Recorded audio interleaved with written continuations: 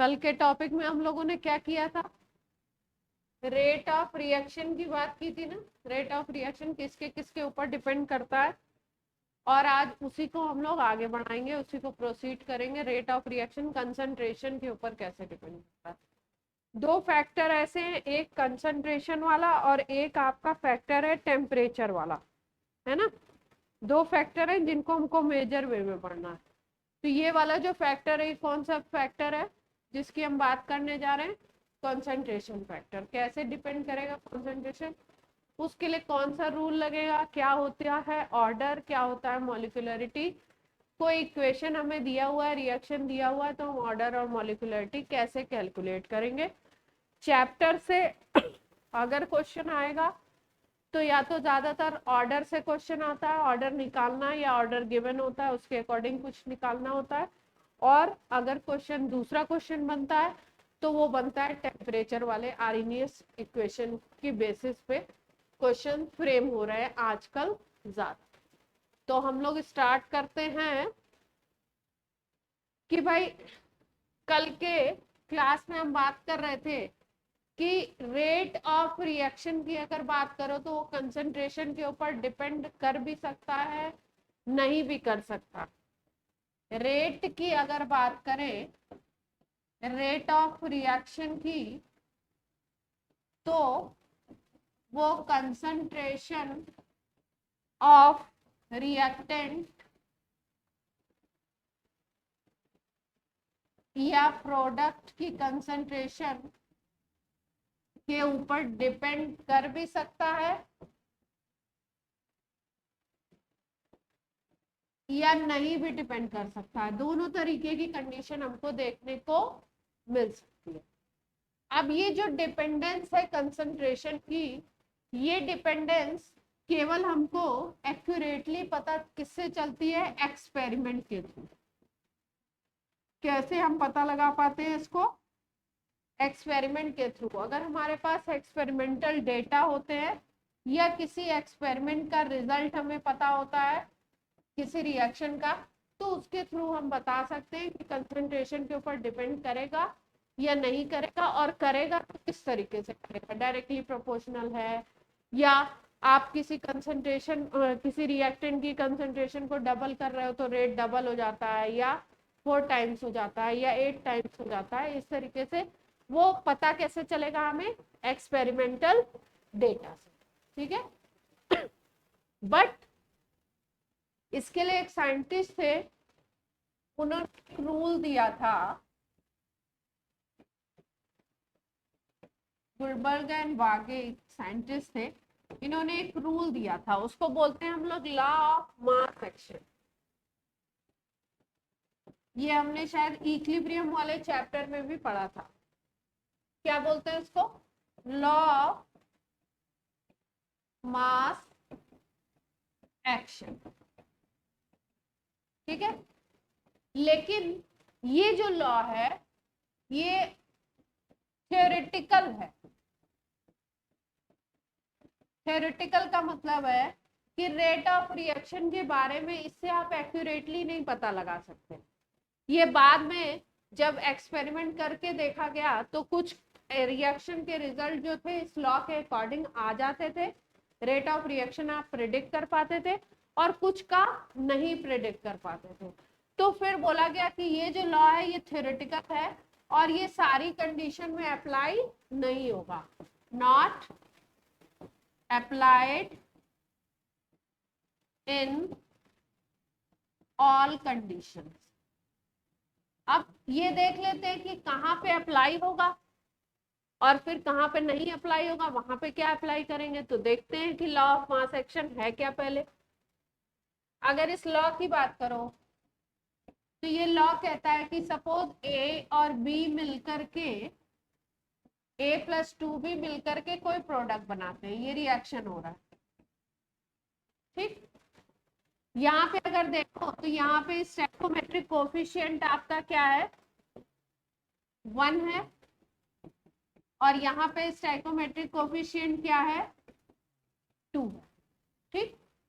तो गुलबर्ग एंड वागे का ये जो लॉ ऑफ मास एक्शन है ये क्या कहता है? ये कहता है कि रेट ऑफ रिएक्शन ROR जो होगा ये डायरेक्टली प्रोपोर्शनल होगा concentration of A multiplied by concentration of B, और इनकी पावर में स्टैइकोमेट्रिक कोएफिशिएंट को आप लगा दीजिए, यहाँ पे 1 लगा दो, यहाँ पे 2, जो भी कोएफिशिएंट है किसी रिएक्शन के वो आप लगा सकते हो।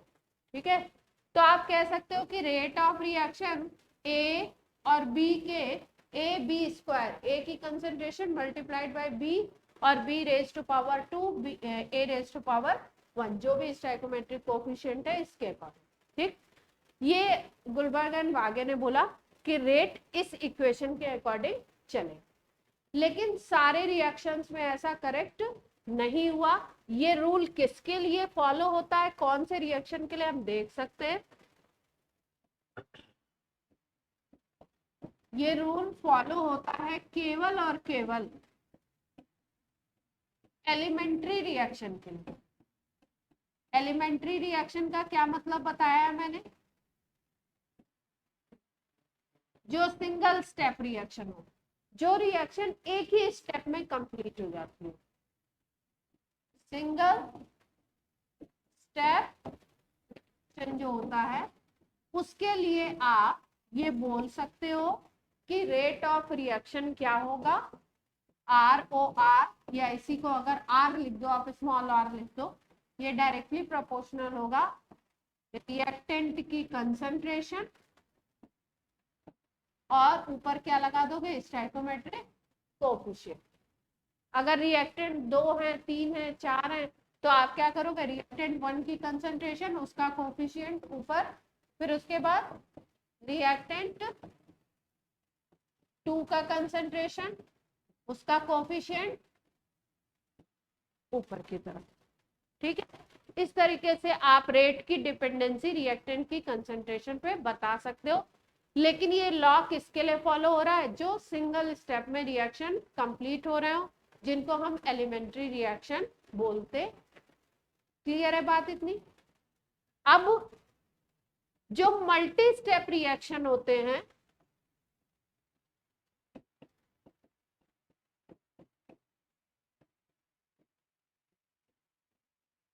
उसमें क्या होता है, जैसे मान लो ये रिएक्शन हो रहा है कोई ए, ये बना रहा है प्रोडक्ट,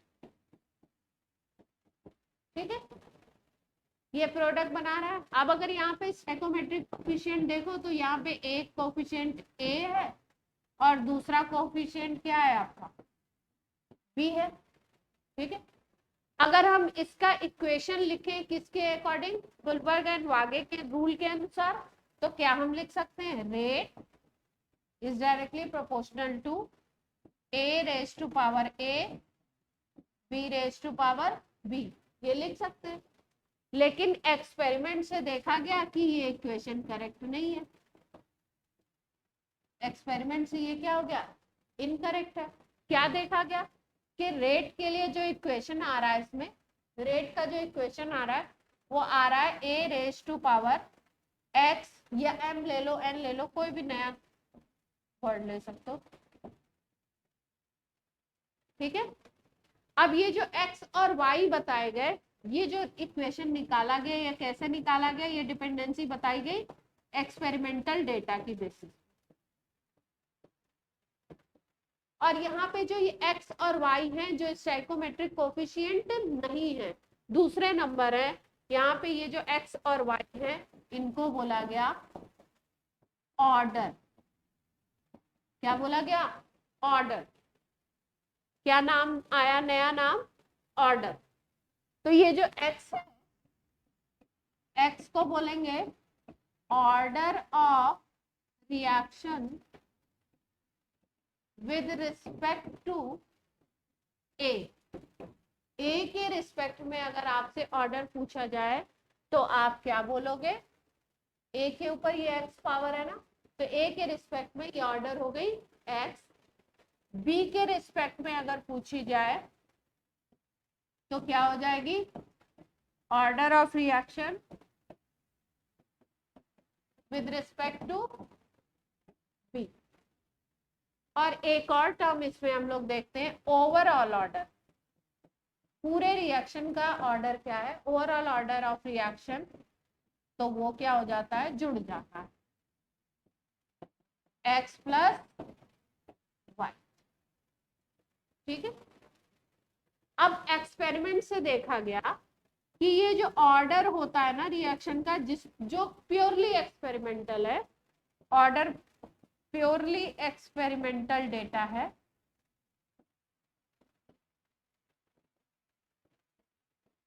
ये जो ऑर्डर है ये आपका फ्रैक्शनल भी आ सकता है किसी रिएक्शन में,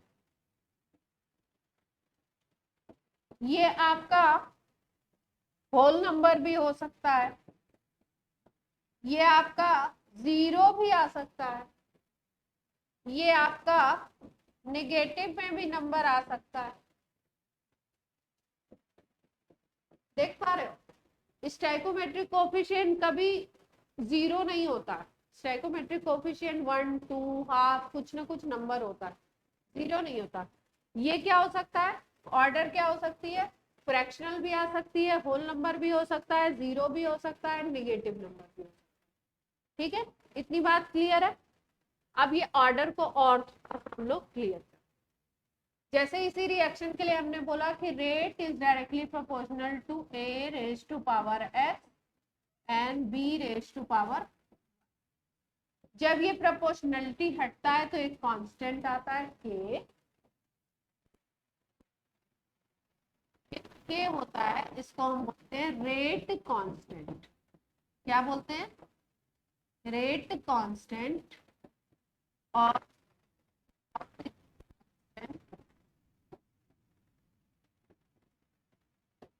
या इसी को एक और नाम देते हैं स्पेसिफिक रेट।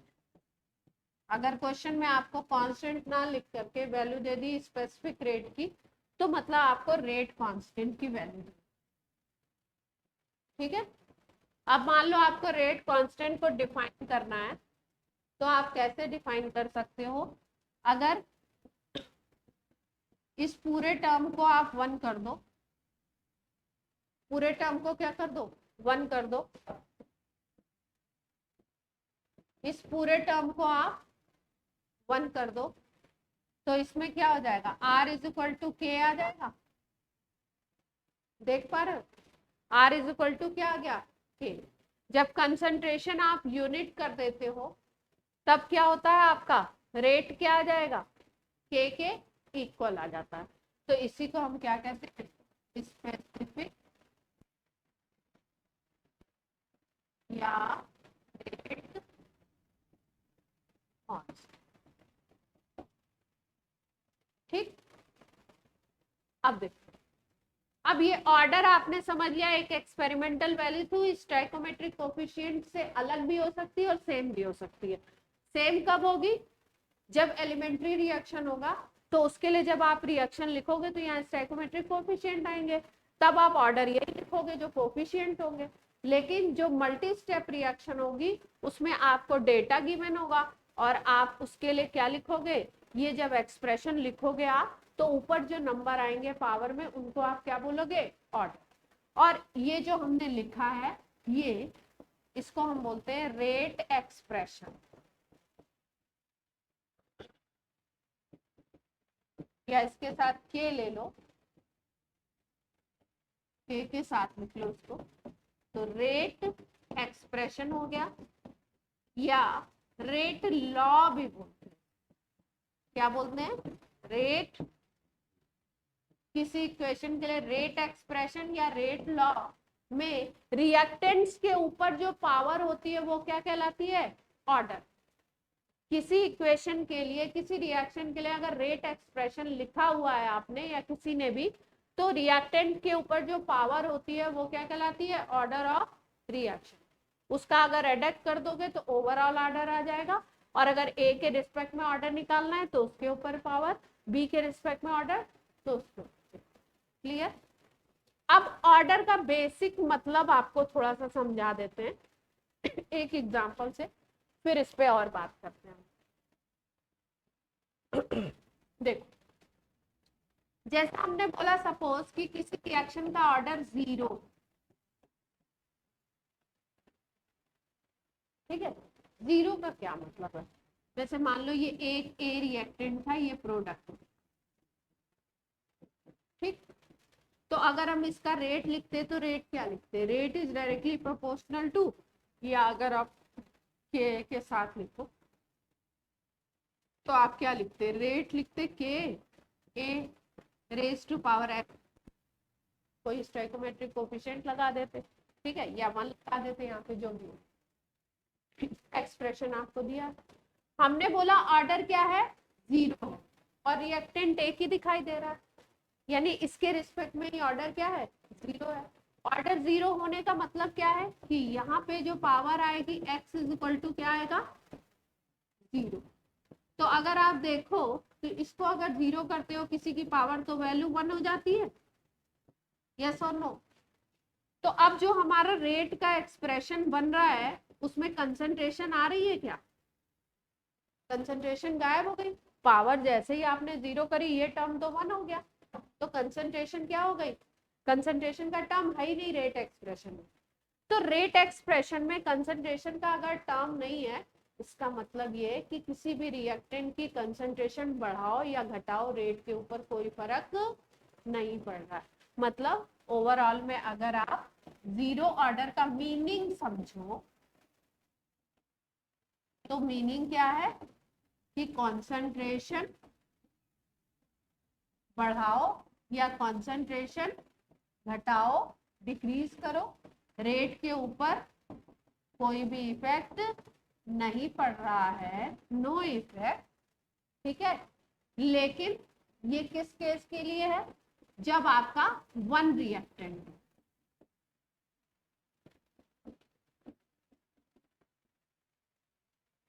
ठीक है। क्यों, क्योंकि 2 रिएक्टेंट के केस में ऐसा भी तो हो सकता है, इस तरीके की भी चीज आपको देखने को मिल सकती है कि ए और बी मिलकर मान लो प्रोडक्ट बना रहे, ठीक है, ये रिएक्शन। तो आपको रेट एक्सप्रेशन ऐसा भी मिल सकता है, rate is equal to K multiplied by A raise to power 1 B raise to power plus minus दोनों हो सकती है ऑर्डर। तो अब यहाँ पे भी अगर ओवरऑल ऑर्डर देखोगे तो 0 ही आ जाएगा ना, ओवरऑल ऑर्डर क्या आएगा, 0 आ जाएगा। कैसे आएगा, 1 प्लस माइनस 1 कर दिया 0, ठीक है। तो अगर केवल सिंगल रिएक्टेंट है और ऑर्डर 0 है तो इसका क्या मतलब है कि रिएक्टेंट की कंसंट्रेशन को बढ़ाओ या घटाओ कोई फर्क नहीं पड़ने वाला है रेट के ऊपर।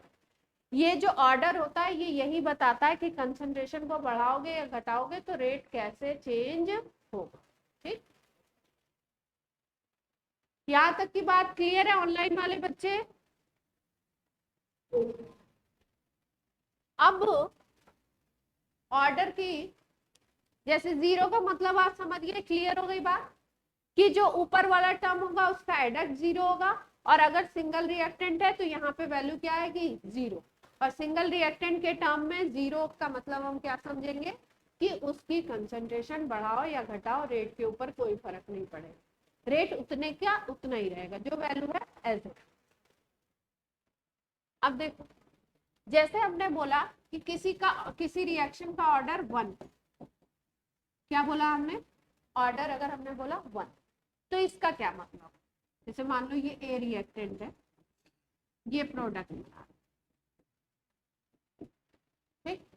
हमने बोला ऑर्डर 1 है, इसका मतलब इसके लिए हम ऐसे लिख सकते हैं, rate is equal to k A raise to power 1, ऐसे लिख सकते हैं।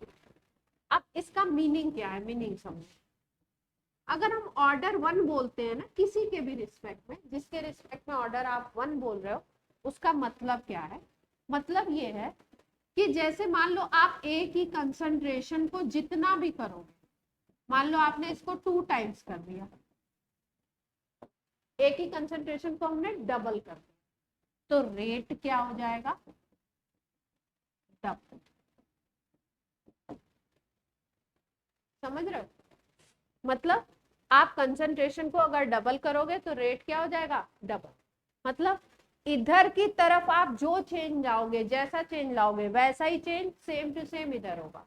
अगर सेम टू सेम चेंज हो रहा है तो फर्स्ट ऑर्डर रिएक्शन है। जैसे मान लो आपने बोला कि हम रिएक्टेंट को क्या कर रहे हैं, लैंग्वेज में लिखा हुआ रिएक्टेंट को 4 टाइम करने पे, कंसंट्रेशन को 4 टाइम्स कर दिया तो रेट हो गया 4 टाइम्स। तो इसका 4 टाइम्स है और ये भी 4 टाइम्स हो जाता है तो ऑर्डर क्या हो गया, क्लियर। अब अगर यही बात हम बोल रहे हैं ऑर्डर सेकेंड, ऑर्डर क्या है 2, रिएक्शन का ऑर्डर क्या है 2। 2 का मतलब क्या है, यही है एक्सप्रेशन, अपना एक्सप्रेशन एक ही ले लो इसी तरीके से, के ए की पावर 2 कर सकते हो। तो ऑर्डर 2 का मीनिंग पहले समझ लो, मीनिंग क्या है, मीनिंग ये है कि अगर रिएक्टेंट को डबल करोगे, कितना करोगे, डबल, 2 टाइम्स करोगे तो रेट ऑफ रिएक्शन 4 टाइम्स हो जाएगा। रेट ऑफ रिएक्शन क्या हो जाएगा 4 टाइम्स। मतलब जितने टाइम आप रिएक्टेंट को बढ़ा रहे हो अगर सेम टू सेम उसी प्रोपोर्शन में रेट है तो क्या होगा फर्स्ट ऑर्डर। अगर उसको चेंज करने पे रेट में कोई चेंज नहीं है तो 0 ऑर्डर। अगर डबल करने पे 4 टाइम्स हो जा रहा है मतलब 2 की पावर 2 हो जाता है जब इधर आप 2 टाइम्स करते हो। जब इसको 2 टाइम्स करते हो तो ये क्या हो जाता है, डबल हो जाता है।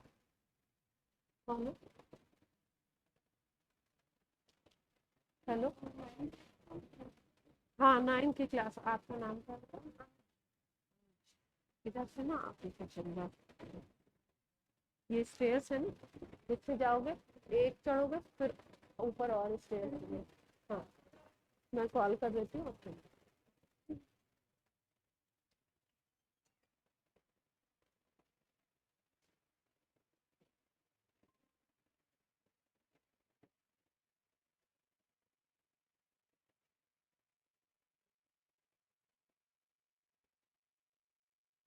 पूरी बात समझ आ रही है, ऑर्डर।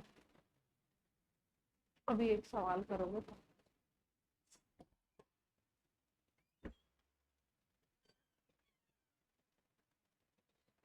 शानू ऊपर जाके पापा को बोल दो 9th का कोई बच्चा आया सीढ़ी से गया, उसको रूम में भिजवा दो।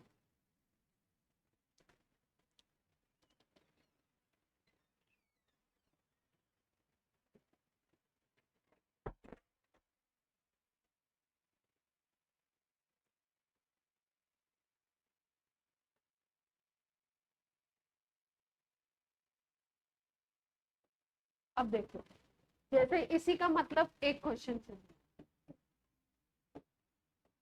हमने बोला, अब कौन आ गया, कि रेट किसी इक्वेशन के लिए है rate is equal to k A raise to power 2, ठीक है।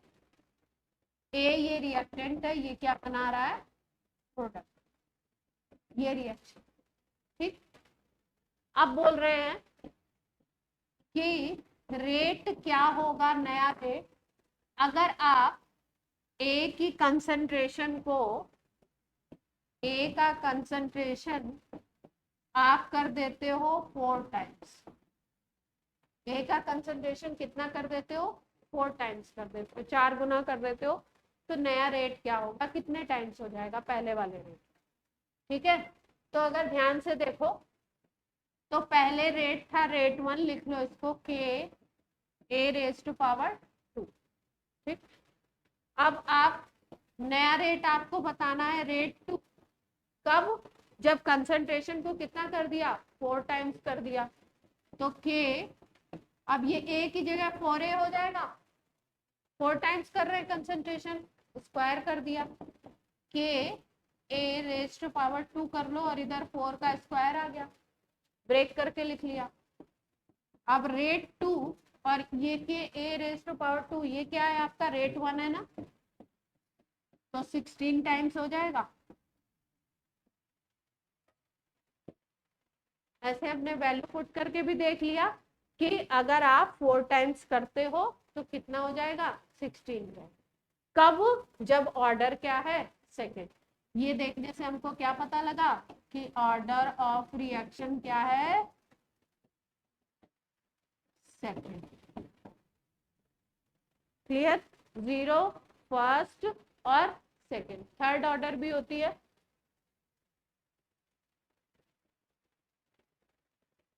तो ऑर्डर क्या है, एक एक्सपेरिमेंटल डेटा है, एक्सपेरिमेंट से ही आप डिटरमाइन कर सकते हो।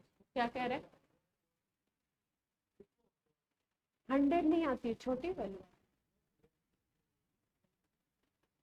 कितनी भी हो सकती है वो तो हम कह सकते हैं, लेकिन छोटी ही वैल्यूज आती है,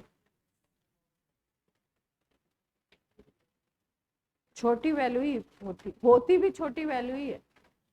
ऐसा नहीं कि 100 गुना बढ़ जाती है किसी की वैल्यू। चलो एक क्वेश्चन करोगे, नोट करो एक क्वेश्चन।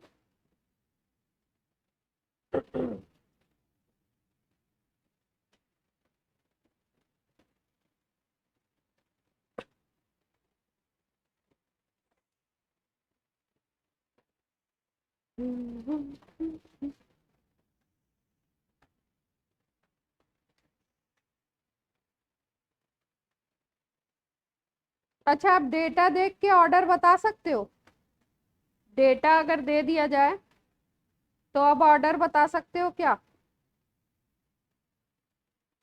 ट्राई करेंगे।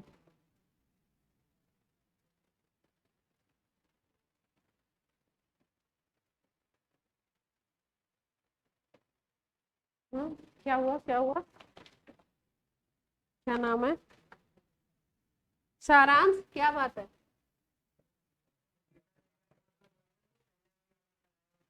हाँ हाँ, और क्या,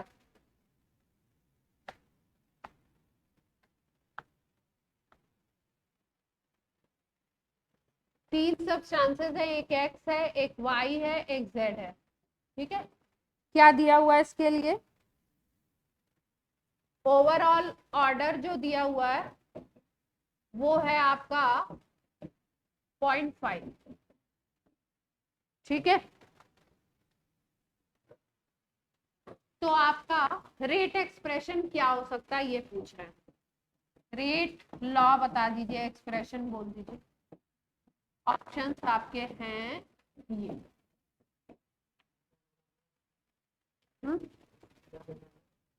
रेट लॉ, ओवरऑल ऑर्डर 0.5 है, 3 रिएक्टेंट है एक्स वाई जेड, तो रेट लॉ बताना है आपको कि रेट लॉ क्या हो सकता है। ऑप्शंस आपके ये है, पहला लिखा हुआ रेट इज इक्वल टू के सी एक्स सी वाई सी जेड, सी एक्स सी वाई मतलब कंसंट्रेशन है। क्या हुआ, तुम लोग क्यों इसको इशारे कर रहे हो, क्या नाम है, चलो भाई बताओ सारांश, यही कह रहे होंगे ना ये लोग तुमको, यही कह रहे हैं ना ये लोग, फैन आवाज कर रहा है ना, अरे मैंने कितना गंदा लिख दिया, कौन आ रहा है जा रहा है बार बार, सी एक्स 1.5 सी वाई -1 और सी जेड 0, और फोर्थ ऑप्शन है के सी एक्स सी वाई सी जेड, ये कंसेंट्रेशन है एक्स वाई जेड की, एक के ऊपर 1 है, एक के ऊपर 0 है, एक के ऊपर 2। चलो भैया, इससे इजी सवाल तो हो नहीं सकता, सी होगा। अच्छा कैसे कैसे,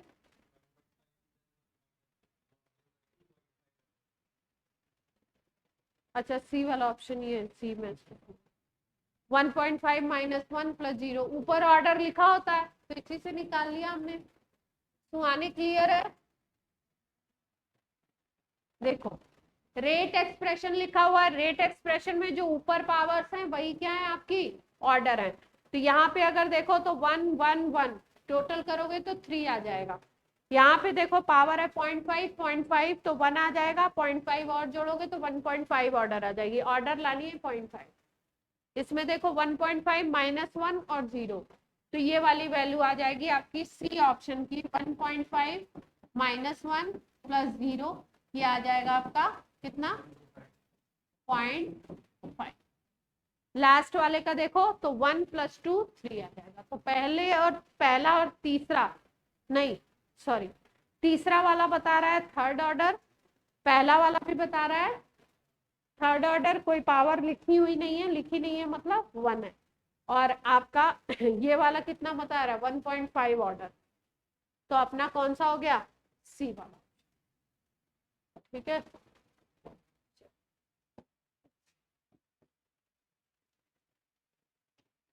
कर लिया, क्या नाम है, सारांश। अब क्या कैलकुलेट करना था उसमें, अच्छा इसमें तो कुछ था ही नहीं, चलो एक और कर। क्वेश्चन है ए + बी बनाता है प्रोडक्ट। ऑनलाइन वाले बच्चे आप लोग भी आंसर देंगे इस क्वेश्चन का। ए और बी जो है वो मिलके बनाते हैं क्या प्रोडक्ट, बोल रहे हैं क्या कि ए का कंसंट्रेशन जब आप डबल करते हो, लैंग्वेज में नहीं लिखती हूँ मैं, तो रेट हो जाता है 4 टाइम्स। ठीक है, और बी का कंसंट्रेशन अगर आप डबल करते हो तो रेट पर कोई इफेक्ट नहीं होता। तो आपको लिखना है रेट लॉ। लिख दो रेट लॉ, मैं ऑप्शन नहीं लिखूंगी।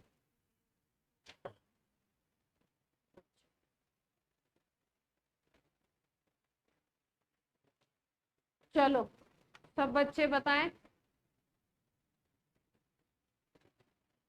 सब लोग ट्राई करो।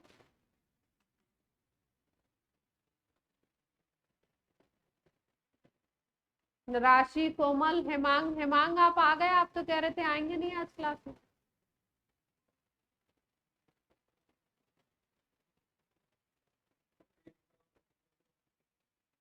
रेट एक्सप्रेशन लिखना है ए और बी के टर्म्स में, जैसे अभी लिख रहे थे ना हम लोग, रेट = के ए बी। अब ए के ऊपर क्या पावर आएगी, बी के ऊपर क्या पावर आएगी, वो लिखनी है।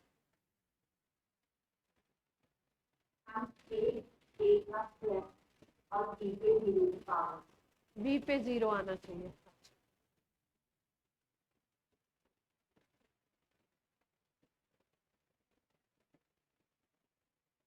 सबका आ गया, राशि तो सही तो बता रही। हाँ देखो, जिनका नहीं आया बोर्ड पे देखिए, ए को क्या कर रहे हैं डबल कर रहे हैं, तो कितना हो रहा है 4 टाइम्स हो रहा है। तो मैंने बताया था इधर 2 करो उधर 4 हो जाए तो सेकंड ऑर्डर। ठीक है, इधर 2 करो दूसरी तरफ रेट भी 2 हो जाए, 2 टाइम्स इक्वल अगर चल रहा है तो क्या होगा फर्स्ट ऑर्डर। अगर कोई इफेक्ट नहीं आता है तो 0 ऑर्डर। तो एक्सप्रेशन हम लिखते कैसे हैं, रेट = के ए एक है और बी एक है, ये लिख लिया। अब डिपेंडेंसी देख लो, यहाँ पे हमने निकाला सेकेंड ऑर्डर और यहाँ पे हमने क्या निकाला, कोई इफेक्ट नहीं है तो 0। तो अगर एक्सप्रेशन देखोगे तो ये आ जाएगा। ऐसा भी लिख सकते हो आप, आपको ऑप्शन ये भी मिल सकता है और आपको ऑप्शन ये भी मिल सकता है, क्योंकि बी जैसे ही पावर 0 करोगे पूरी वैल्यू 1। तो आपको रेट एक्सप्रेशन से, अगर आपको रेट एक्सप्रेशन ये दिया हुआ है और रिएक्शन ये है, तो आप देख के सीधे बता सकते हो कि रेट एक्सप्रेशन में बी नहीं है, इसका मतलब बी के ऊपर रेट डिपेंड नहीं कर रहा है। बी को घटाओ या बढ़ाओ, रेट एक्सप्रेशन में जो होगा वही उसी के ऊपर रेट डिपेंड कर। क्लियर, सबको क्लियर है। चलो भैया, ऑर्डर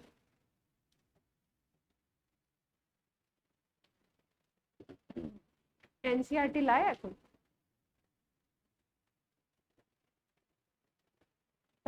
शी है।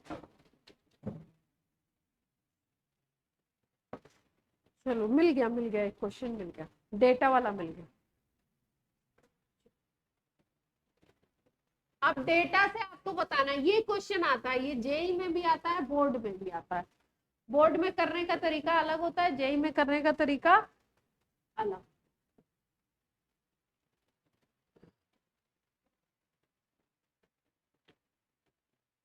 कोई रिएक्शन हो रहा है, A plus B gives C, 4 experiment किए गए हैं।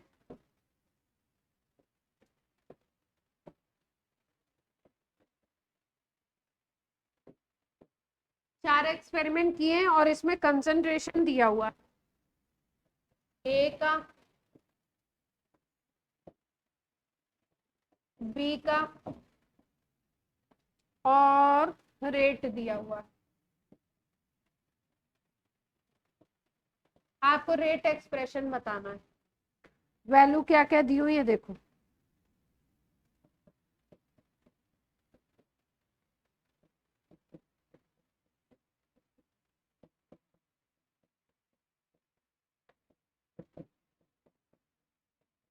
ए की कंसंट्रेशन किसी टाइम पे इतनी है, उसी टाइम पे बी की कंसंट्रेशन दे रहे हैं,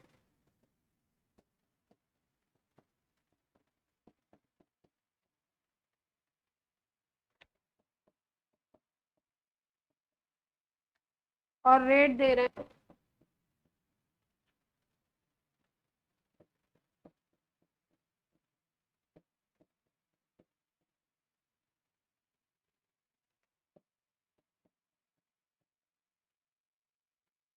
तीन एक्सपेरिमेंट किए गए, ठीक है। पहले एक्सपेरिमेंट में क्या देखा गया कि ए की कंसंट्रेशन जब 1.6 10⁻³ थी, तब बी की कंसंट्रेशन इतनी थी, तब रेट इतना था, ठीक। दूसरा एक्सपेरिमेंट किया गया तो ए की कंसंट्रेशन देखो डबल हो गई, देख पा रहे हो, 1.6 10⁻³ से डबल कर दी गई 3.2 10⁻³ इसको डबल कर दिया, इसको इतना ही रखा, अभी चेंज नहीं किया, बी को इतना ही रखा। तब आप इसको डबल करने पे देख रहे हो ये कितने टाइम्स हो जाता है, रेट 4 टाइम्स हो रहा है, सीधे सीधे 4 का मल्टीप्लाई। फिर तीसरा एक्सपेरिमेंट देखो, तीसरे एक्सपेरिमेंट में अब की बार ये जो ए ओरिजिनल था उतना ही रखा इसको, और बी को कितना कर दिया, यहाँ पे 5 10⁻² था, यहाँ कितना हो गया 10⁻⁻1 कर दिया। तब आप रेट क्या देखते हो, 2 टाइम्स होता है, पहले वाले के 2 टाइम्स होता है। क्लियर है बात। अब यहाँ पे देखो चौथे एक्सपेरिमेंट में क्या किया इन्होंने कि ये 3.2 कर दिया, यानी इसको डबल कर दिया फिर से, और इसको डबल करने के बाद इसको क्या किया हुआ इन्होंने, ये कितने टाइम्स है, टाइम्स निकालना पड़ेगा, तब आप देखते हो ये 8 टाइम्स है, ठीक। अब आपको क्या लिखना, क्या है, रेट एक्सप्रेशन। क्या करना है, क्या लिखना है, रेट एक्सप्रेशन।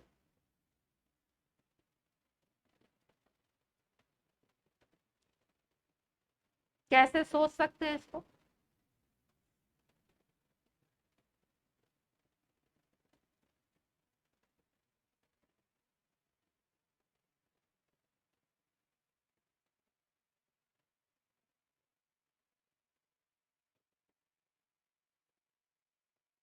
देखो पहला और दूसरा एक्सपेरिमेंट जो है उसके डेटा को देख के हमें ये पता लगता है कि फर्स्ट और सेकेंड एक्सपेरिमेंट को जब कंपेयर कर रहे हैं तो उसको देख के हमें ये पता लग रहा है क्या कि ए की कंसंट्रेशन को अगर डबल किया है, 2 टाइम्स किया है, और बी को वैसा का वैसा ही रखा है, बी को उतना ही रखा है, बी को सेम रखा है, तब आप क्या देखते हो कि रेट क्या हो जाता है, 4 टाइम्स हो जाता है। तो इसमें तो कोई चेंज ही नहीं किया, जब इसमें चेंज नहीं किया तो इसके रिस्पेक्ट में तो ऑर्डर बता नहीं सकते, इससे किसके रिस्पेक्ट में बता सकते हैं, एक किया है तो यहाँ पे कितने टाइम हो गया, 4 टाइम्स हो गया, डबल करने पे 4 टाइम्स हो गया, यानी कि 2⁻² हो गया, 2 नीचे रखते हैं और जितने टाइम्स होता है उसको पावर में लगा देते हैं, तो डबल हो रहा है। तो इसका मतलब ए के रिस्पेक्ट में सेकंड ऑर्डर होगा क्या, with respect A second order होना चाहिए। पहले और दूसरे एक्सपेरिमेंट से हमें पता लगा। अब दूसरे और तीसरे से देखो क्या पता लग रहा है तुम्हें।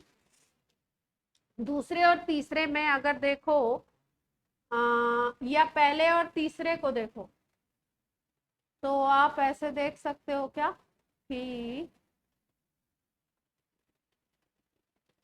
पहले और तीसरे को देखो, तो पहले को तो सेम रखा है, ए को सेम रखा है। अगर हम फर्स्ट एक्सपेरिमेंट और थर्ड को ऑब्जर्व करते हैं, तो इसमें ए को आपने क्या रख दिया है, सेम,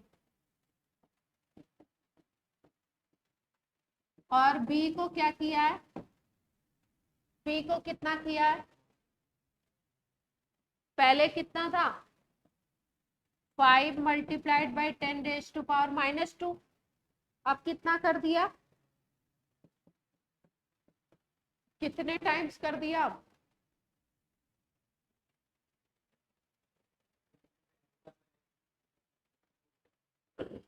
हम्म 10⁻⁻1 कैसे आएगा, अगर यहाँ पे हम x ले लें, कितने टाइम्स किया, टाइम्स देखना है ना हमें कि कितने टाइम्स किया।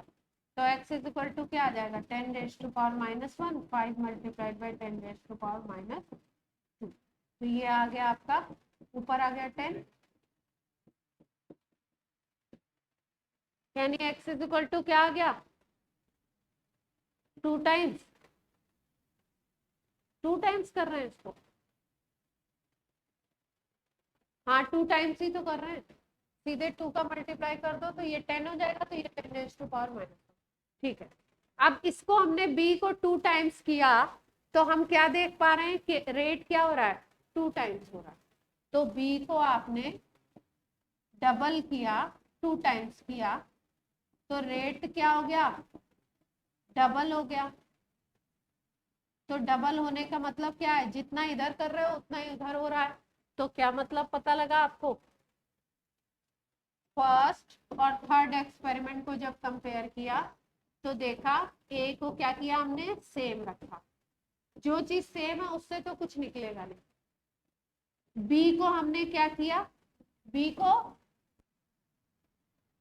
तो रेट क्या हो गया, देख रहे हैं कि डेटा, तो जब डबल कर रहे हो और डबल हो गया तो बी के रिस्पेक्ट में ऑर्डर क्या होगा, ऑर्डर विद रिस्पेक्ट टू ए के रिस्पेक्ट में कितना आया था, 2 आया था, बी के रिस्पेक्ट में कितना आया, 1 आया। तो अगर हम इन दोनों को ही यूज करके रेट एक्सप्रेशन लिखना चाहें तो क्या लिख सकते हैं, ये लिख सकते हैं क्या, rate is equal to k, ए के रिस्पेक्ट में 2 आया था ना, बी के रिस्पेक्ट में 1 आया, ऐसे लिख सकते हैं, यस और नो। फोर्थ एक्सपेरिमेंट को भी चेक कर लेते हैं। फोर्थ वाले में क्या किया, ए को डबल कर दिया, जब डबल किया तो क्या हो गया, और बी को भी डबल कर दिया, तब कितने टाइम्स हो जा रहा है, 8 टाइम्स हो जा रहा है। क्यों, क्योंकि जब इसको डबल करोगे, बी को डबल करोगे, तो क्या हो जाएगा, डबल होगा, ठीक है। और जब ए को डबल करोगे तो 4 टाइम्स हो जाएगा। तो कोई भी चीज अगर 2 फैक्टर्स से गवर्न हो रही है, 4 मल्टीप्लाइड बाई 2, तो ओवरऑल में 8 टाइम्स हो जाएगी, यस और नो। एक्सप्रेशन से देख लेते हैं। देखो लास्ट वाले एक्सपेरिमेंट में क्या बोल रहे हैं, लास्ट का जो एक्सपेरिमेंट है उसमें क्या बोल रहे हैं कि हम ए को 2 टाइम्स कर रहे हैं और बी को 2 टाइम्स कर रहे हैं, दोनों को 2 टाइम्स कर रहे हैं।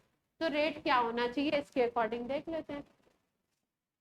रेट नया निकाल रहे हैं कि ए को कर दिया, बी को कर दिया 2 टाइम्स, तो के, ये 2⁻² हो गया 4, और ए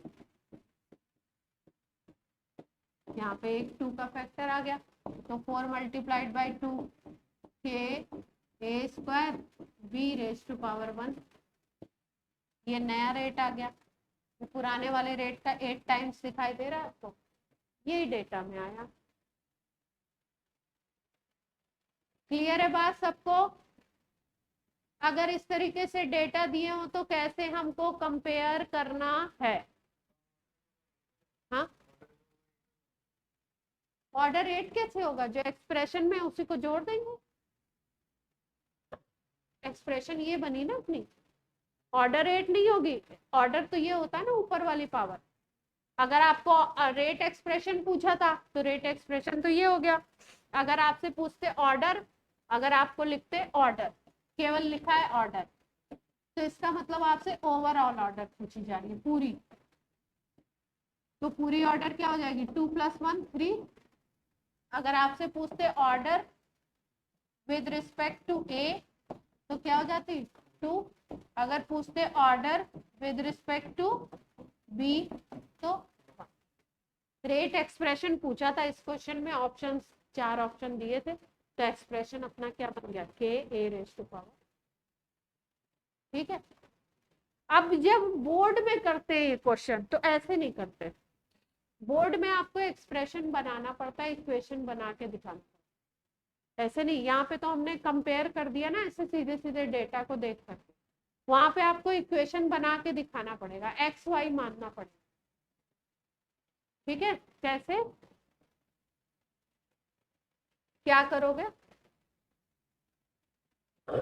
अगर आपको बोर्ड में क्वेश्चन करना है तो आप क्या करोगे? पहले मानोगे कि rate is equal to k A raise to power x B raise to power, ये तुमने मान लिया। ठीक है। अब पहला इक्वेशन में क्या है आपका? अगर इसको रेट 1 लिख, ठीक, के तो एक ही रहेगा, एक इक्वेशन के लिए टेम्परेचर वगैरह चेंज नहीं कर रहे हैं तो के की वैल्यू वही रहती है। तो के आप सभी इक्वेशन के लिए एक ही लोगे। के ले लिया आपने, ए कितना दिया हुआ है कंसंट्रेशन, जो भी कंसंट्रेशन दिया उसको रखना पड़ेगा। फर्स्ट में देखो 1.6 10⁻³ और ये 5 मल्टीप्लाइड बाई 10⁻⁴।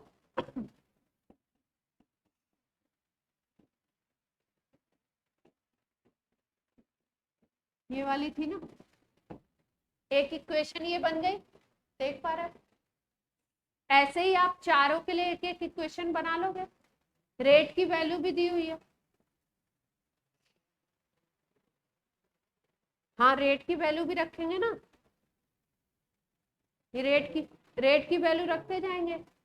ठीक है, फिर क्या करेंगे? एक इक्वेशन को दूसरे इक्वेशन से डिवाइड करके दो इक्वेशन बनाएंगे एक्स वाई के टर्म्स में, एक्स और वाई की वैल्यू निकालेंगे। ठीक है, तो बोर्ड में ये प्रोसीजर करके बताऊं, ये आप ट्राई करोगे? बता दूं? एक बार ट्राई करना। क्या करना क्या है? देखो पहले वाले से क्या किया हमने, पहला वाला रेट देखो क्या था, 10⁻³ था। यहाँ पे हम क्या लगा देंगे?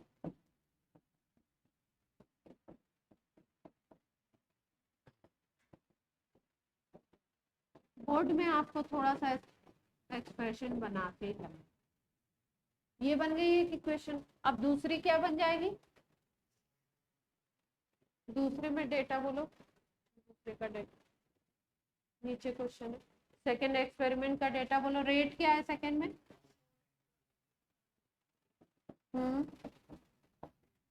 के ए की वैल्यू क्या दी है?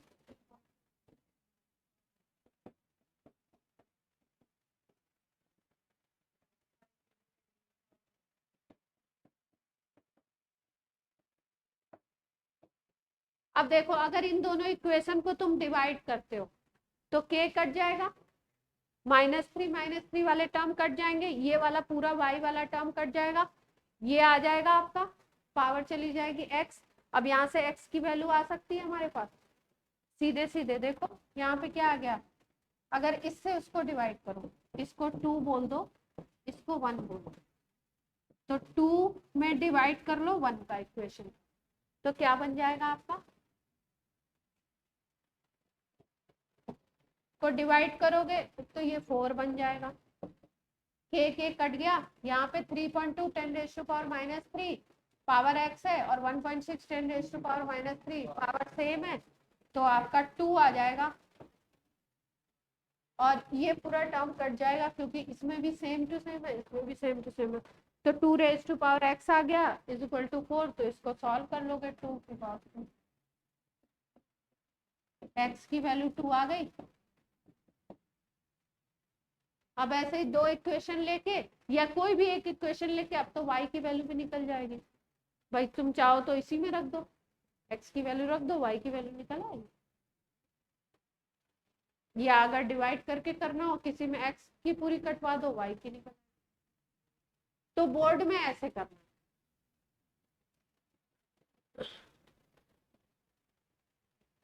ठीक। और जेई में भी अगर आपको वैसा कैलकुलेशन करने में इसको डबल किया, ये ट्रिपल हो रहा है, वो करने में अगर दिक्कत हो रही तो आप लिख के ही करो। लेकिन अगर आप ऐसे देख के करना सीखोगे तो ज्यादा अच्छा है कि आप देख के बता दो कि क्या रेट है। अगला सवाल कौन करने वाला है, जल्दी बताओ रेट का, जल्दी फास्ट।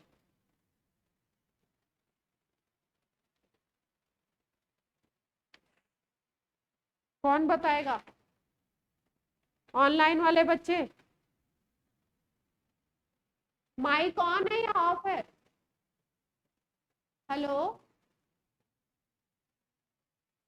मुझे ऑन था, मुझे लगा अभी मैंने ऑन। कौन बताएगा, जल्दी से बताओ नेक्स्ट क्वेश्चन फटाफट। अच्छा ऑर्डर अब ऐसे बता लेंगे ना, ऐसे क्वेश्चन कर लेंगे ऑर्डर के, मेरे ख्याल से है ना, अब तो दिक्कत नहीं आएगी। चलो एक जेई मेन का करके ही बता दो जल्दी, फिर और चीजें बताएं। चलो सारांश, तुमको तुमको देवांग ने जैसे ही मैंने बोला बताओ, देवांग ने तुमको कमांड दिया। चलो इसने पहले ही बोल दिया था हम करेंगे, लेकिन बोला था करेंगे। चलो जैसे सनी देओल का डायलॉग है ना, कौन सा, डर के आगे क्या है जीत। डर मूवी पहले आई थी, जीत बाद में आई थी क्या, ऐसा था? ये क्यों डायलॉग है, डर के आगे जीत है, तो डरना नहीं है, क्या है, डर के आगे जीत। चलो भैया, ए और बी की कंसेंट्रेशन दी हुई है, बहुत ही इजी सवाल है। 0.1 m दिया है, ये 0.1 m दिया है, ये 0.2 m दिया है तीसरे एक्सपेरिमेंट में, ये 0.1 m 0.2 m। अब हमको देखना केवल यही है कि कौन तेज करता है इसको।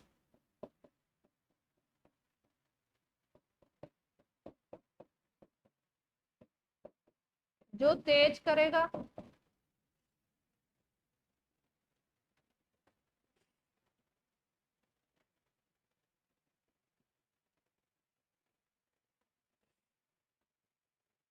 जो तेज करेगा 2 इंटू के की वैल्यू कहाँ है हमारे पास, 2 कहाँ आ गया,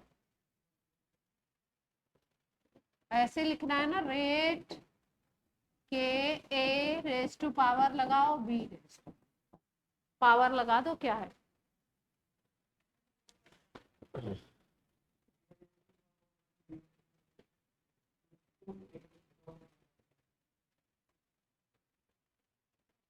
अच्छा करो करो जल्दी जल्दी करो।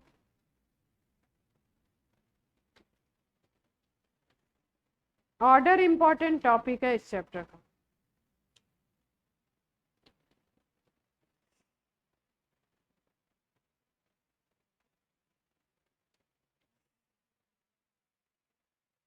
A0 B1 आ रहा है, क्या भैया, ए पे 2 और बी पे 0।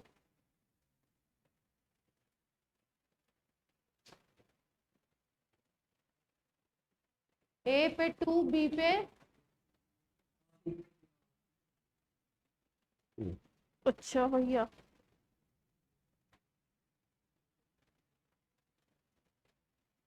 कहानी में ट्विस्ट ला दें थोड़ा सा, कहानी में थोड़ा सा ट्विस्ट है। यहाँ पे रेट ऑफ रिएक्शन नहीं लिखा हुआ है, यहाँ पे लिखा है रेट ऑफ फॉर्मेशन ऑफ सी। अब कोई अंतर आएगा क्या?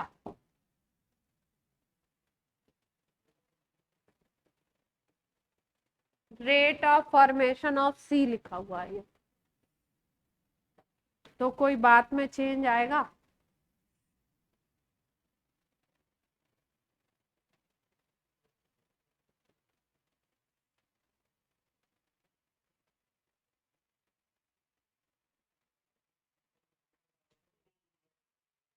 हम्म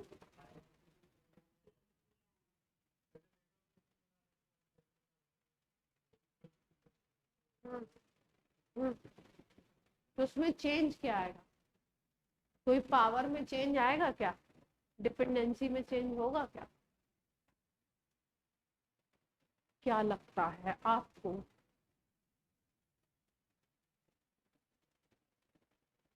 सोचो।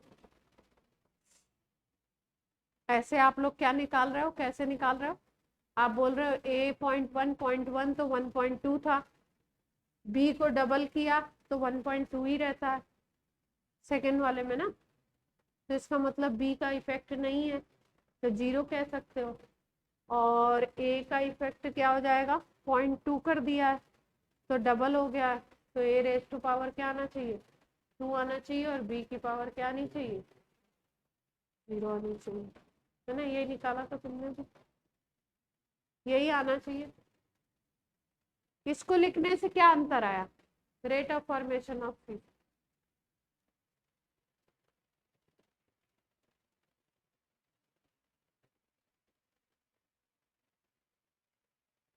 बताओ, कोई अंतर आया क्या? सोचो। क्या?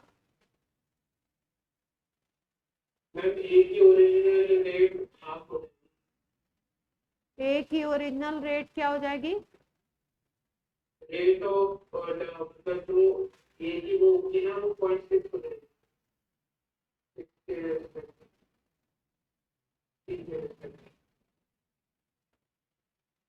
अच्छा,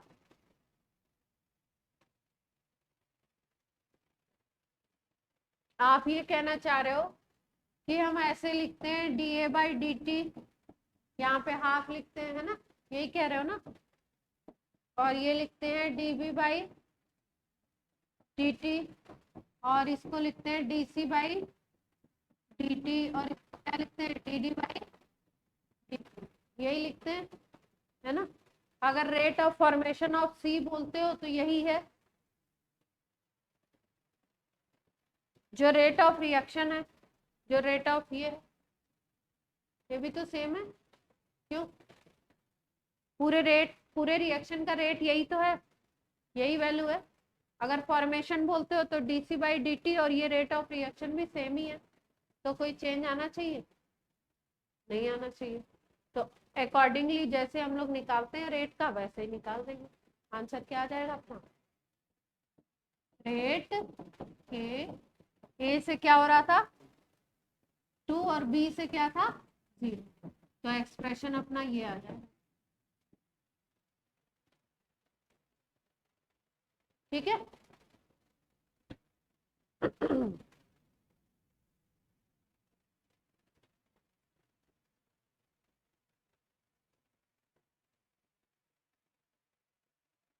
यहाँ पे ए के रिस्पेक्ट में ये 1 ही दे रहे हैं, आंसर दे रहे हैं ये के ए दे रहे हैं, नॉट 2। क्यों दे रहे हैं?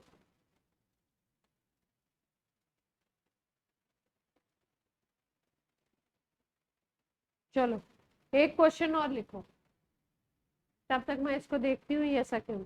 हाँ,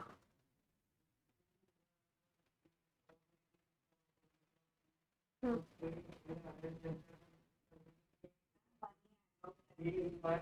हम्म,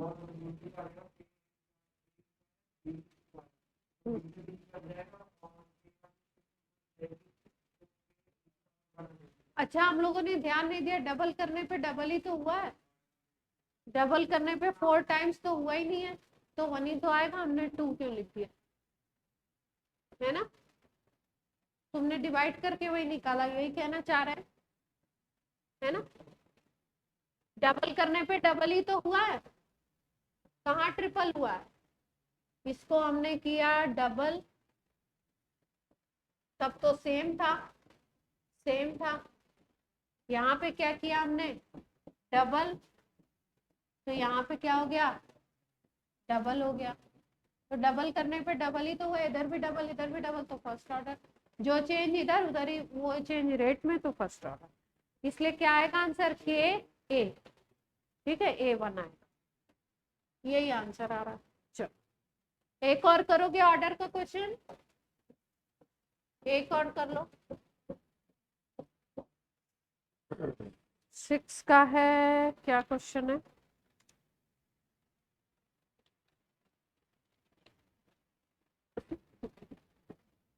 A G ऐसे लिखा हुआ है, B, ठीक, क्या हो गया सारांश, बहुत ही ज्यादा खुश हो रहा हो,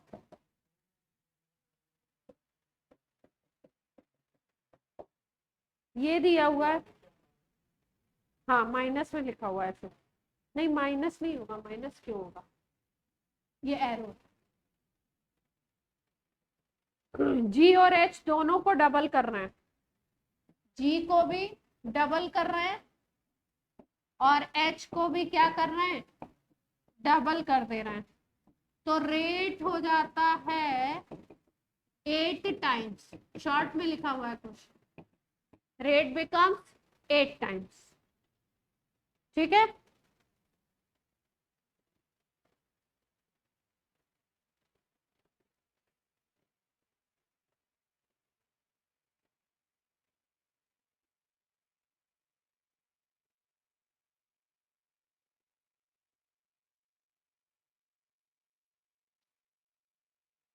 बहुत ही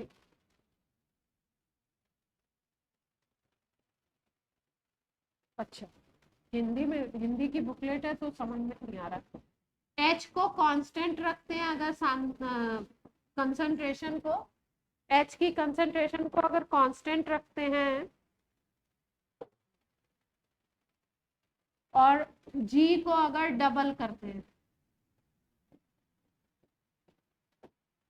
एच की कंसंट्रेशन कांस्टेंट और जी को कर दिया डबल, तो रेट डबल हो जाता है। अब बता दो ऑर्डर, आईआईटी आपका 6 में आया हुआ, क्वेश्चन समझ में आ गया सबको? पहला डेटा दिया हुआ है, जी और एच दोनों को डबल डबल कर रहे हैं, रेट हो जाता है 8 टाइम्स।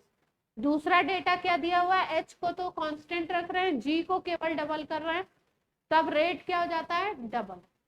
चलो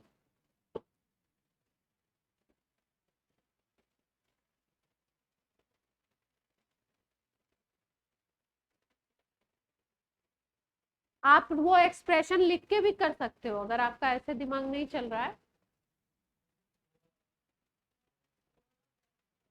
हाँ ओवरऑल निकालना, 3 आएगा, ध्यान से देखो, जो लोग सॉल्व कर रहे हैं और जो लोग दिमाग लगा के कर रहे हैं, मतलब वैसे दोनों लोग ध्यान से सोचो, 4 आ रहा है, 3 आ रहा है, आराम से सोचो सोचो सोचो।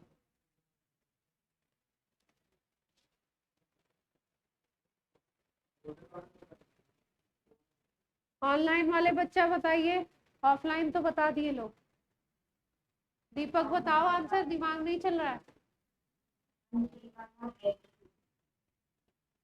जी के अकॉर्डिंग 1 और एच के अकॉर्डिंग 2, तो ओवरऑल 3 हो गया ना, 1 + 2 ओवरऑल पूछा गया है। चलो जल्दी जल्दी बताओ, कोमल, शेखर, हेमांग, वहां नहीं आ गया, ऐसे दिमाग नहीं चले तो जो कंडीशन दी हुई है ना उसको लिख करके निकालने की कोशिश करो, है ना। चलो निकालू, लिख के निकालती हूँ, चेक करना आप लोग कैसे लिखोगे। रेट इज इक्वल टू लिखोगे के ए एक्स और बी क्या लिखा आपने, वाई। ठीक है, दूसरे केस को पहले देख लेते हैं। दूसरे केस में जी को क्या किया है, डबल कर दिया है, तो रेट क्या हो जाता है, डबल। तो ये अगर 2 मल्टीप्लाइड बाय रेट अगर डबल हो जा रहा है तो यहाँ पे लिख देते हैं इज इक्वल टू, किसको डबल किया है, जी और वो है ना, ए नहीं लेते हैं, क्या ले लें, जी और एच ले लो, यहाँ पे जी ले लो, यहाँ पे एच। ठीक है, तो सेकंड वाले केस में जी को डबल किया था तो 2g कर देते हैं, और h को क्या किया था, h को कांस्टेंट रखा था। ठीक है, अब पहले वाले केस में 8 टाइम्स हुआ था ना रेट, उसमें क्या किया था, दोनों को डबल किया था, ऐसा किया था, यही बात थी ना। अब सॉल्व करके देखो, फर्स्ट और सेकंड को अगर डिवाइड कर दो तो क्या हो जाएगा, ये इक्वेशन 1 है, ये इक्वेशन 2 है, ये इक्वेशन 3 है। पहले क्या करो, 2 डिवाइडेड बाई 1 कर दो, तो 2 डिवाइडेड बाई 1 जब करोगे तो 2 multiplied by rate divided by rate, rate rate cut जाएगा, तो लेफ्ट हैंड साइड में तो 2 आ गया, फिर k से k कट जाएगा, और g की पावर x कट जाएगी, 2 की पावर x आ जाएगा, ऐसे ही होगा ना। और ये h की g की पावर x, g की पावर x, h की पावर y, पूरा टर्म कट जाएगा। तो यहाँ पे क्या आ गया, 1 आ गया। x की वैल्यू अगर देखो तो इसको आप ऐसे लिख सकते हो, तो x इज इक्वल टू 1 आ गया। तो इसका मतलब किसके टर्म्स में, x है आपका g के टर्म्स में, तो g के टर्म्स में तो 1 आ गया। वैसे हमको देखने से भी पता चल गया था कि जब आप h को कांस्टेंट कर दिए, g को डबल किए, देखो यहाँ ध्यान से, g को डबल किए तो रेट डबल हुआ था ना, तो इक्वल चल रहा है, जहां इक्वल चलता है वहां फर्स्ट ऑर्डर हो जाती है। फिर आपका, अब इसको डिवाइड कर लो तो आपका दूसरा एक्सप्रेशन निकल आएगा। हाँ, ये 4 आ जाएगा अगर 3 डिवाइडेड बाई 2 कर दोगे, तो यहाँ वैल्यू 4 हो जाएगी, और ये k कट जाएगा, 2g पावर x कट जाएगा, और क्या आ जाएगा, 2 की पावर y आ जाएगा, यही तो है, बाकी सारा कट जाएगा। अब ये 2 की पावर 2 कर दो,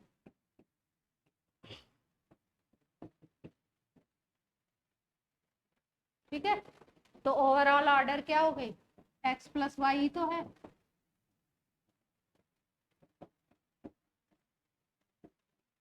आ गई। सोचना कैसे है, देखो ध्यान से सोचो, कोई भी चीज दो चीजों को बढ़ाने से बढ़ रही है, ठीक है। एक एक्सपेरिमेंट में इन्होंने बोल दिया कि इसको आप कांस्टेंट कर दिए, मतलब इसको भूल जाओ, इसको ध्यान रखो, इसको डबल कर दिया तो रेट डबल हो गया, जितना इधर करो उतने ही टाइम्स अगर इधर हो रहा है, इसको 7 टाइम्स किया, ये 7 टाइम्स हो जाए, जितने टाइम्स इसको करो उतने ही टाइम्स हो जाए, तो फर्स्ट ऑर्डर। तो इस यहाँ से पता चल गया कि जी के अकॉर्डिंग तो फर्स्ट ऑर्डर होना चाहिए, तो जी के ऊपर जो पावर आएगी वो 1 आएगी। फिर उसके बाद ध्यान से सोचो, इसको डबल किया है यहाँ पे, और जो फर्स्ट एक्सपेरिमेंट है इसमें इसको भी डबल किया है और इसको भी डबल किया, तो जी को जब आप डबल करोगे तो क्या होना चाहिए था, 2 टाइम्स होना चाहिए था, लेकिन यहाँ पे देखने को क्या मिल रहा है, 8 टाइम्स हो रहा है, यानी कि 4 टाइम्स और बढ़ गया ना। तो वो 4 का फैक्टर कहाँ से आया, दूसरे वाले से आ गया, ठीक है। तो इसकी वजह से 4 टाइम्स बढ़ा, इसकी वजह से कितना बढ़ा, 2 टाइम्स बढ़ा, तो ओवरऑल में 4 मल्टीप्लाइड बाई 2 8 टाइम्स हुआ। तो उस तरीके से अगर देखो तो जिसकी वजह से 4 टाइम्स बढ़ा उसकी वजह से सेकंड ऑर्डर हो जाएगा, क्योंकि डबल कर रहे हो उसको, तो 4 टाइम्स बढ़ रहा है एक की वजह से, और एक को डबल किए तो 2 टाइम्स हुआ। तो इसकी वजह से सेकेंड ऑर्डर और इसकी वजह से फर्स्ट ऑर्डर, ऐसे भी सोच सकते हो। ठीक है, एक बार जब निकालने आ जाएगा, हाँ, पर ट्राई करना चाहिए कि दिमाग इस तरीके से चले, क्योंकि अगर डेटा बहुत इजी इजी दिए तो आप लिख लिख करके उसको काटो एक एक को करके और फिर सॉल्व करो। बोर्ड में तो वैसे ही करना है, बोर्ड में ऐसे नहीं करना, मेंस में ऐसे कर सकते। क्लियर है? पक्का से? ऑर्डर पे बहुत सारे क्वेश्चन कर लिए हमने, तो इसका मतलब क्या है, ऑर्डर होती क्या है? अगर आपसे डेफिनेशन पूछी जाए ऑर्डर की तो आप क्या बताओगे कि in rate expression powers that are raise to concentration of reactants. ठीक है, ये प्रोडक्ट के ऊपर भी डिपेंड कर सकता है रेट। रेट में एक चीज और है, चलो स्टार बना के बता देते हैं। रेट की जब बात की जाती है ना, तो रेट कहीं कहीं पे रेट एक्सप्रेशन में प्रोडक्ट में लिखे हुए आपको मिल सकते हैं। तो रेट प्रोडक्ट की कंसंट्रेशन के ऊपर भी डिपेंड कर सकता है। कैन बी, मतलब कहीं पे ऐसा कोई प्रोडक्ट दिया हो, उसकी कंसंट्रेशन की अगर कोई पावर लिखी हो, तो आप ये नहीं सोचेंगे कि ये एक्सप्रेशन तो गलत दिया है, दे सकता है। कभी कभी रेट के एक्सप्रेशन में कैटलिस्ट भी लिखा होता है। कैटलिस्ट भी थोड़ा बहुत इफेक्ट डालता है, कोई कोई स्पेशल रिएक्शंस होते हैं उसमें कैटलिस्ट भी हो। ठीक है,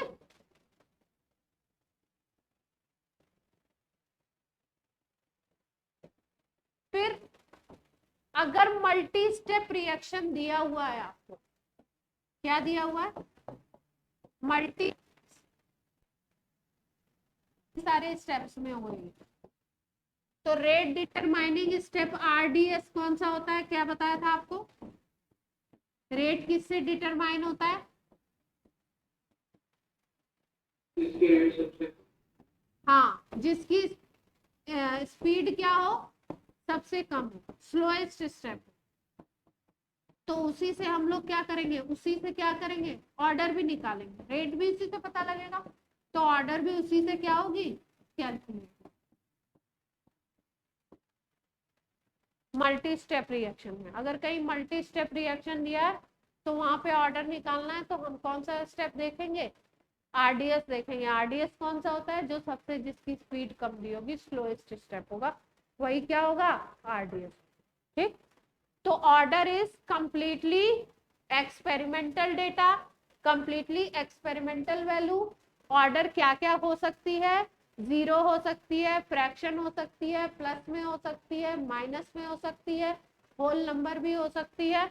और आपका ये ऑर्डर डिफाइन क्या करता है, ये ऑर्डर आपका बेसिकली बताता है कि अगर किसी की कंसंट्रेशन को बढ़ाते हो घटाते हो तो रेट पे क्या फर्क पड़ेगा। इफेक्टिवली वो बताता है कि कितने टाइम्स वो हो जाएगा।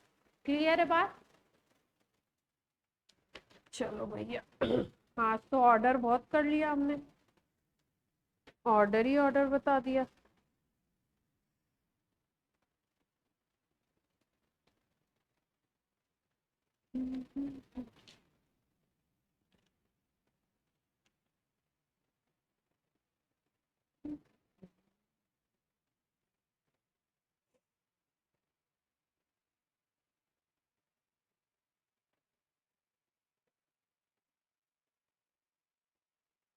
अच्छा, टाइम से रिलेशन तो अभी बताया नहीं आपको, तो आप बता नहीं सकते हैं। एक और बता दो, एक क्वेश्चन इसी तरीके का।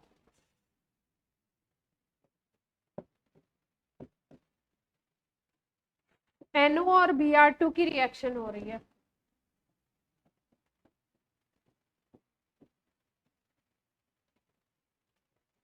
NOBr2 बनता है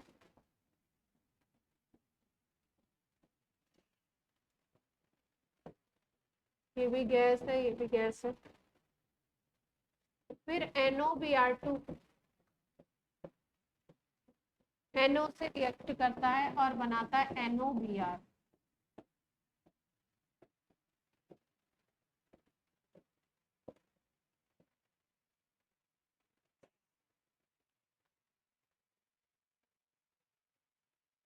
बोल रहे हैं कि ये जो रिएक्शन दिया हुआ है इसमें, ये जो सेकेंड स्टेप है ना, ये पहला स्टेप दिया हुआ, ये सेकेंड स्टेप। बोल रहे हैं second step is RDS, rate determining step लिखा हुआ है RD। तो आपको बताना है NO के रिस्पेक्ट में ऑर्डर, ऑर्डर बताना है विद रिस्पेक्ट टू को WRT लिख रही हूँ, विद रिस्पेक्ट टू NO। कोशिश कीजिए, ये RDS है, ये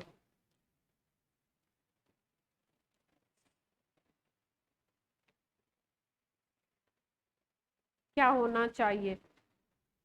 AIEEE 2006 का क्वेश्चन।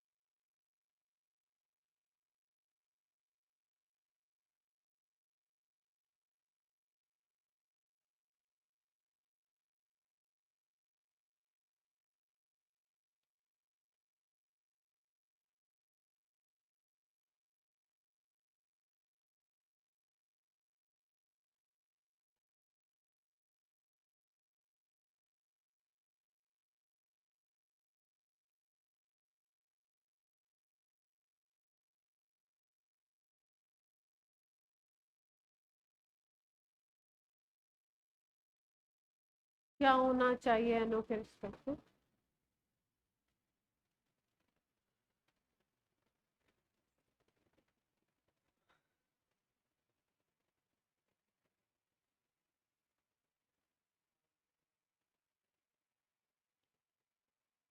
आपको क्या लग रहा है, आप अपना बताओ। आंसर दे रहे हैं ये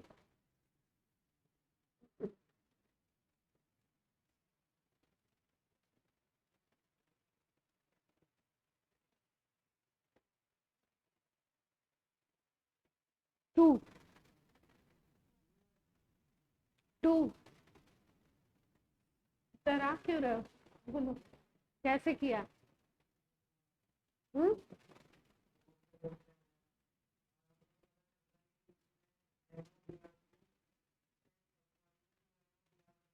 हम्म।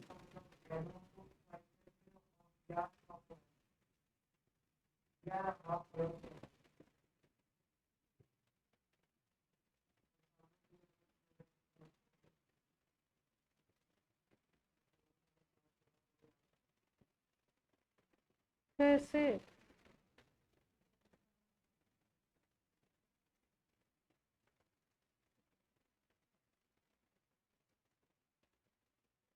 क्या, कैसे किया?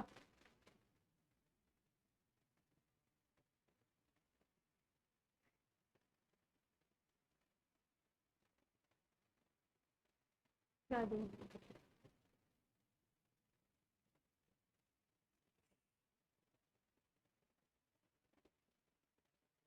क्या आया दिमाग में?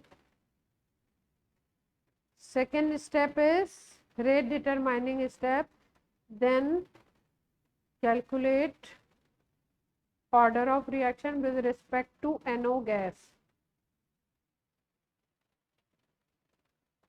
तो NO तो गैस ही है दोनों इक्वेशन में। ये आरडीएस है तो इसका रेट कैसे लिख सकते हो आप? रेट क्या लिखोगे? के मल्टीप्लाइड बाई NOBr2 की कंसेंट्रेशन मल्टीप्लाइड बाई NO, ऐसे ही लिखोगे ना। और अगर केवल इसकी देखो तो आप क्या कह सकते हो? 1 कह सकते हो अगर ये रेट डिटरमाइनिंग स्टेप है तो, है ना।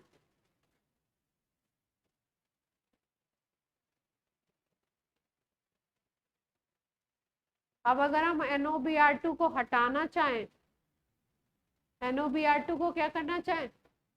हटाना चाहें, तो NOBr2 को जब आप हटाओगे तो क्या लिख सकते हो उसकी जगह पे? नहीं नहीं नहीं, इस तरीके के क्वेश्चन देखो, जब एक आरडीएस दे दिया और एक दूसरा स्टेप दे दिया तो कैसे लिखते हैं रिएक्शन? किसके लिए लिखोगे? रेट इज इक्वल टू के NO, इसके लिए अगर एक्सप्रेशन लिख रहे हो, है ना, x लिख दो, Br2 लिखो। अभी स्टोइकोमेट्रिक कोएफिशिएंट ही लिख देते हैं, ठीक है। दूसरे के लिए अगर लिखोगे तो क्या लिखोगे? के क्या हो गया? NOBr2, और क्या आ गया यहाँ पे? NO, ठीक है। अब अगर आप NOBr2 को हटाना चाहते हो तो NOBr2 को कैसे हटा सकते हो? अगर फर्स्ट इक्वेशन के लिए के लिखोगे, KC लिखोगे वो भी, तो आएगा ये NOBr2 डिवाइडेड बाई NOBr2, ये लिख सकते हैं हम लोग अगर KC लिखेंगे तब। अब KC भी एक कांस्टेंट है तो हम लोग NOBr2 की जगह ये लिख सकते हैं क्या? KC NOBr2, यस और नो?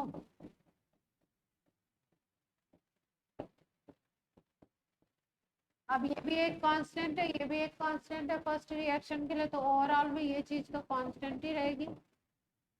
दूसरा कांस्टेंट बन जाएगा K डैश, लिख सकते हो, और यहाँ पे आ गया NO का स्क्वायर और Br। जो इक्वेशन ये देखो, अगर एक तरीके से सोचो, देखो ये हमने किया क्यों? पहली बात तो ये है ना कि हम तो इससे भी लिख सकते थे, तो हमने ये NOBr2 को चेंज क्यों किया? NO और इसके टर्म्स में क्यों किया? ठीक है, क्यों? क्योंकि ये जो स्टेप है ये इंटरमीडिएट स्टेप है। अगर देखो तो रिएक्टेंट क्या है आपका? रिएक्टेंट है NO और Br2, पहले स्टेप में ये दोनों रिएक्ट किए, फिर ये बना इंटरमीडिएट, फिर इस इंटरमीडिएट से NO एक बार और रिएक्ट किया, और भी NO का अमाउंट होगा, वो भी रिएक्ट किया, और फिर बना हमारा NOBr। तो एग्जैक्टली अगर देखो तो ये दोनों है रिएक्टेंट, और ये क्या है हमारा? प्रोडक्ट। और ये क्या है आपका? इंटरमीडिएट। तो क्या ध्यान रखना है? इस क्वेश्चन से हमने आपको क्या सिखाया कि अगर किसी का रेट एक्सप्रेशन लिखना है तो रेट एक्सप्रेशन में इंटरमीडिएट नहीं आएगा। क्या याद रखना है? यहाँ से स्टार बना के पॉइंट क्या याद रखना है कि रेट एक्सप्रेशन जब आप लिख रहे हो, रेट लॉ लिखते हो, तो आप किसको नहीं लिखोगे? Intermediate not written. इसी वजह से हमको क्या करना पड़ा?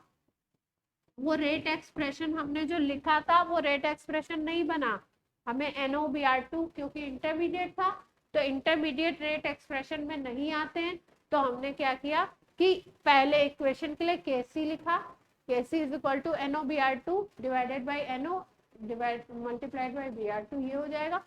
इस वैल्यू को, इस पूरे को मल्टीप्लाई करके NOBr2 की जगह हमने इसमें रिप्लेस कर दिया, और जब रिप्लेस करा तो हमने क्या देखा? NO की पावर कितनी चढ़ गई? 2 चढ़ गई, और अगर जब NO की पावर 2 आ गई, रेट के अब ये रेट एक्सप्रेशन है इसका एग्जैक्ट, रेट एक्सप्रेशन इसका एग्जैक्ट क्या बना इस क्वेश्चन का, रेट इज इक्वल टू कोई कांस्टेंट के डैश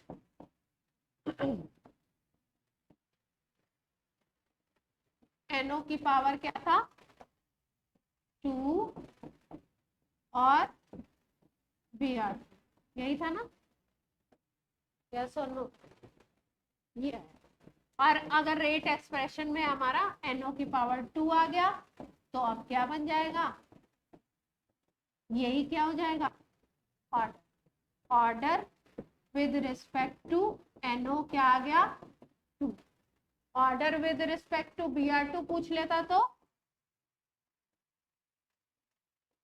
क्या हो जाती, ओवरऑल में बोलो तो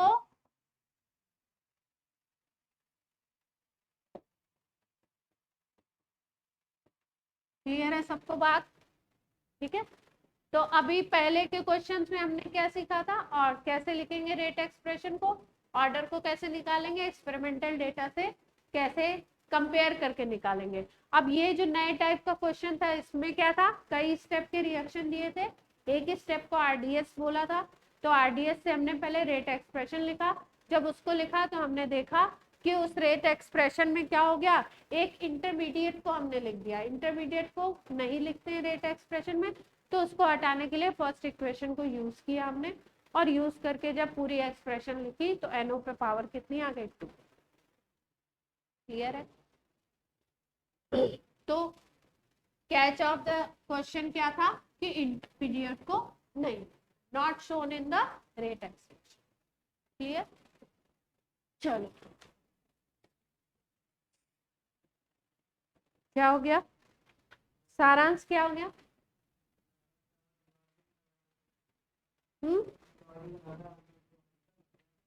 कहानी में ट्विस्ट आ गया ना, तो आता ही रहता है क्वेश्चन।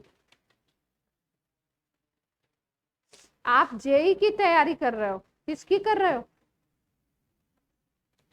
अब उसमें देखना तुम लोग ऑर्डर के जो क्वेश्चन होंगे एनसीईआरटी में उसको करके देखना, एनसीईआरटी लेवल को। हाँ 4 ही क्वेश्चन है काइनेटिक्स की इतनी बड़ी एक्सरसाइज में, हैं मैं शीट भेज देती हूँ आज ही। अरे तुम्हारी बोतल तुम इतना संकोच क्यों करती हो, कब से यही रखी हुई, मैं उस दिन जब तुम चली गई तो मैंने सर को बोला बॉटल दी, तो मुझे क्या पता कहाँ तुमने रखी। ठीक है बच्चों, क्लियर है बात, ऑनलाइन वाले बच्चा पार्टी रिकॉर्डिंग, अच्छा ठीक है बच्चों, बाय बाय, ऑनलाइन वाले बच्चा बाय बाय। क्या है सारांश, अभी रिकॉर्डिंग चल रही है, 1 मिनट अभी मैं, अब रुक जाओ ऑफ करने तो तभी मैं कुछ